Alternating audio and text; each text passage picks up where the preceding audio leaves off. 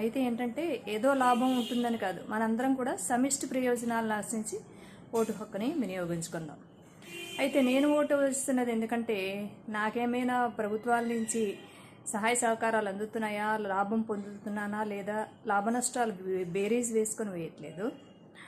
ఎందుకని ఓటు వేస్తున్నానంటే ప్రశ్నించే హక్కు మన బాధ్యతల్ని నెరవేర్చినప్పుడు మాత్రమే ఉంటుంది. అంటే ప్రతిదానికి ప్రశ్నించాలి అని కాదు. ఏదైతే మనం హక్కుల సాధనలో విఫలమవుతున్నామో అట్లాంటివి ప్రభుత్వాల నుంచి మనం పొందడానికి తప్పనిసరిగా మన బాధ్యతల్ని గుర్తెరగాలి. అందులో ముఖ్యమైనది ఓటు హక్కుని వినియోగించుకోవడం. ఓటు వేసే వారికి ప్రభుత్వాల నుంచి ఏవి కూడా అడిగే అవకాశం ఉండదు, ప్రశ్నించే అవకాశం కూడా ఉండదు. అంటే మనం మన హక్కుల సాధన కోసము ప్రయత్నించాలి అంటే బాధ్యతల్ని గుర్తెరగాలి.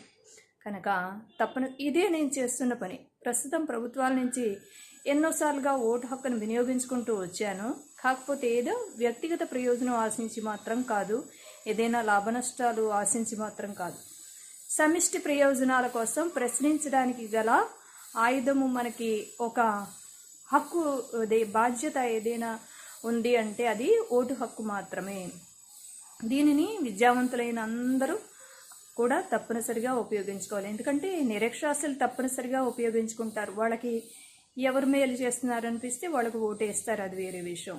విద్యావంతులందరూ కూడా బద్ధకం ప్రదర్శించి అక్కడి వరకు వెళ్ళి ఏం వేస్తాంలే అని నిర్లక్ష్యం చేయకుండా తప్పనిసరిగా ఓటు హక్కుని వినియోగించుకుంటారని ఆశిస్తున్నాను.